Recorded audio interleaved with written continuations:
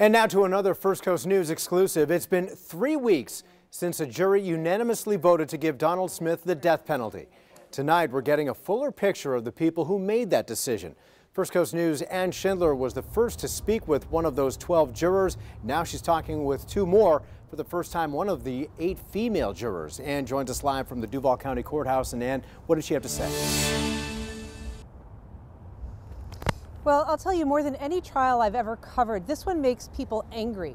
And I'll tell you, jurors are said they're told not to let that weigh into their decision-making process, but it's clear that anger played some role in the deliberations. Jurors during this case were known to stare at or even glare at Donald Smith.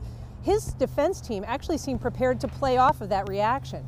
As part of their strategy in seeking a life sentence, they'd hoped to introduce testimony from a former warden about the risks that Smith would face in prison, including being raped or even killed.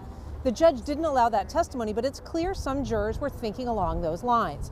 Former juror number 62, Janie Klasel, who I spoke to today, said it was gut-wrenching to be in the same room with Smith, who she says showed little emotion and 0 remorse.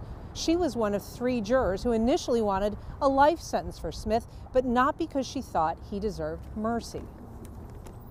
At first, I thought the death penalty would be an easy way out, just to be injected and fall asleep.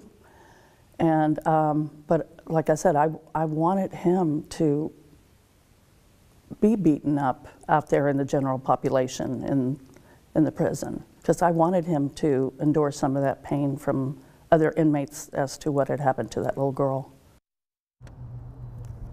Now, anger was just one of the extreme emotions at this trial. I also spoke to the jury foreperson, Keith Hawes, and he told me that the jury whipsawed between anger and outrage and sadness. And he says that while he kept his composure for most of the trial, he lost it during prosecutor Mark Khalil's closing statement when he held up a picture of cherished Perrywinkle. I was all right till he turned her picture over. I just wasn't all right after that. It was just it just takes you. It almost like puts you there with her. That was the hardest part.